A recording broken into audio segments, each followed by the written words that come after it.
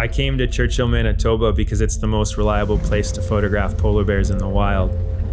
The polar bear has become one of the most recognized symbols of the consequences of climate change because it needs sea ice to survive.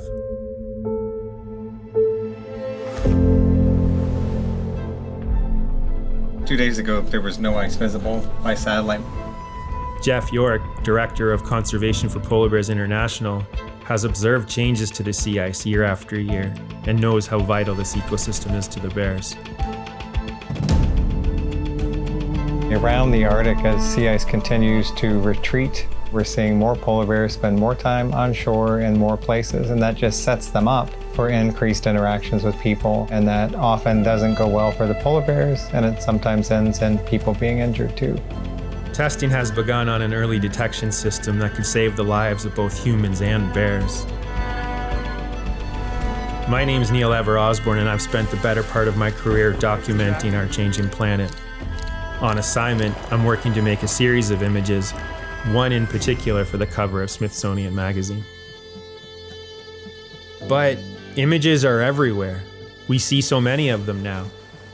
The question is, can a photo still make people care?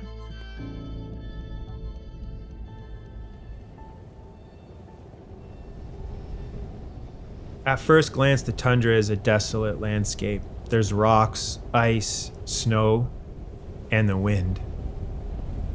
Then your eyes adjust, and suddenly this place comes alive.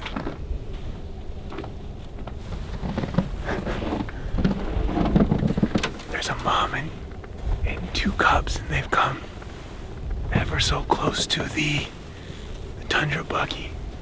Buggy 1, this mobile research station, sets us up to get close to the polar bears. It's equipped with GPS, Wi-Fi, and polar bear cams that beam live footage to classrooms around the world. Easier to get a shot if they're not so close.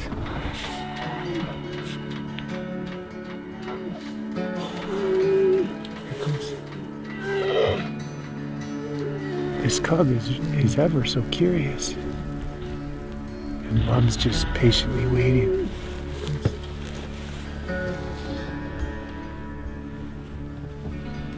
Trying to make images that show that these animals still have a fighting chance, and this is what we need to see. A mom with two cubs, they're vocalizing. So we're up here trying to make a photograph of the bears on the sea ice, and maybe that image can help translate the effect that warming has on these really special animals. As the planet continues to warm and impact the sea ice, polar bears will struggle to find food. Out on the ice is where they hunt their primary prey, ringed and bearded seals in the winter months. When the ice melts, polar bears are forced on land. So I asked Geoff about the importance of sea ice in the Arctic. Sea ice gives them a platform to hunt from, but it's more than that. The sea ice itself is the foundation of the Arctic food web. It's very similar to soil in the terrestrial world. Everything that grows a polar bear is starting from the underside of that ice as algae and diatoms, and that is the base of that food web. Polar bears in this part of the Arctic are also spending more time on shore. The longer they have to fast, the more likely they are to get in kind of a nutritionally stressed situation, which will make them less risk averse and more likely to get in trouble with people. Warming temperatures could make these encounters occur more frequently. It's the reality of climate change. On land, there's very little in terms of food that can sustain a polar bear, so they end up approaching communities like Churchill.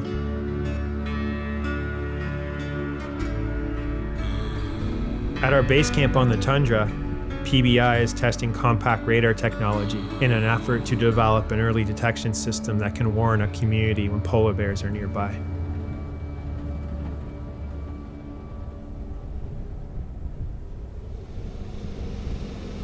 I think it's all, that one's installed. So Geoff, just run me through the technology here. What are we looking at? So here we've got the point tilt zoom camera that the radar can control. This is the radar panel. We have 3 attached to the lodge right now that gives us a 360 view of what's happening here.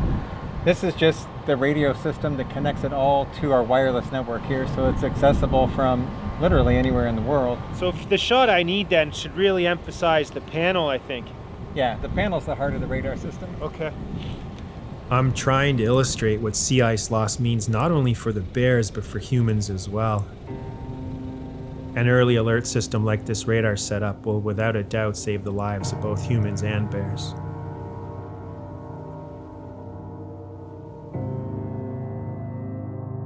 I know it's hard to think about how connected we all are. These bears are on the front lines of a warming planet. What's happening to them should be a wake-up call for the rest of us. What we've seen here in Western Hudson Bay over the last 40 years now is about a 30% drop in this subpopulation. That's tied directly to these bears spending up to a month more time on land every year. While we're starting to see ice form here, we've been at historic lows for sea ice extent Arctic-wide.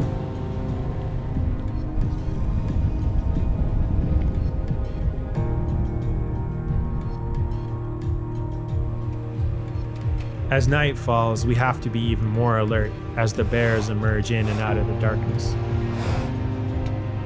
Geoff shares with me satellite data on the current ice status. This is an image of the sea ice from yesterday, sea ice extent, and what you can clearly see is huge areas around the Arctic, including here in Hudson Bay, where there's no ice at all. Historically, at this time of year in Hudson Bay and in other parts of the Arctic, all of these blue areas you're seeing would be white. We'd see ice coming well into Hudson Bay, coming offshore from the south.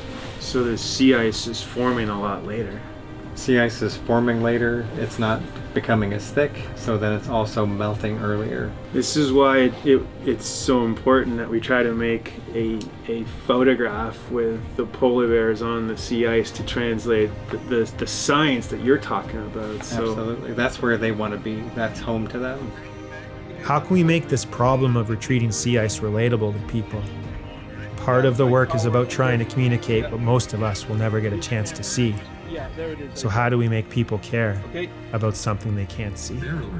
So we've got a bear out here. Let's pop outside, confirm it, then we can come in and tag it on the AI system. So the radar picks up on anything moving, and what we're trying to do out here now is to teach it specifically what a polar bear is. So we need to visually confirm, and we can actually see it right there.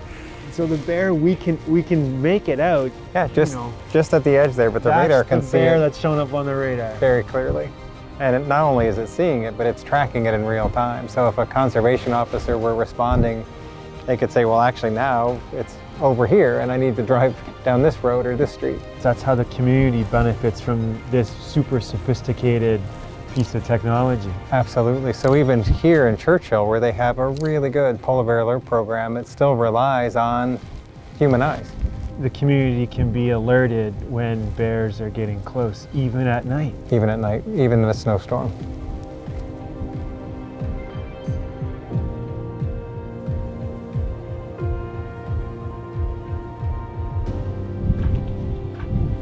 Bear's right here. Smelling my boots. It's underneath the grate. The bear's come. The bear's right here. I'm gonna have to lift up my tripod. This is where the polar bears hunt. The sea ice itself is something to witness.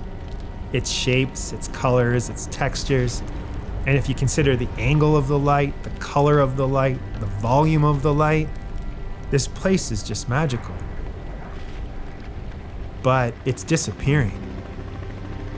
From above, you can really appreciate its role in all of this.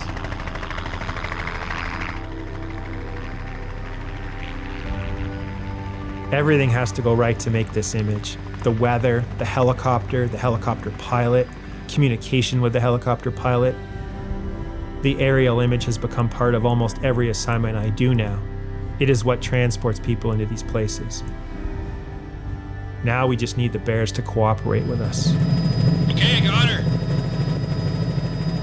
For the cover of Smithsonian magazine, we made an image of a polar bear on the edge of the sea ice. You can't help but wonder, is the animal waiting for the sea ice to be ready? I think this image works, but there's more to this story.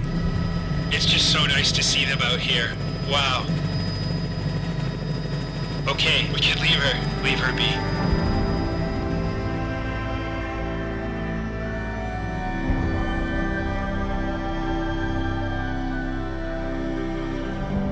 What's your tip for making this challenging conversation with climate change easier? One of the best things all of us can do with climate change as far as action is to just talk about it with our friends, with our families, with our coworkers, to be informed. Polar bears can be an aspect of that, other wildlife as well, the Arctic in general, the sea ice, what's going on in your backyard with climate, but to have those conversations, to make those linkages. And social science research has shown that's how people's opinions ultimately change. It's those dinner table conversations that change minds.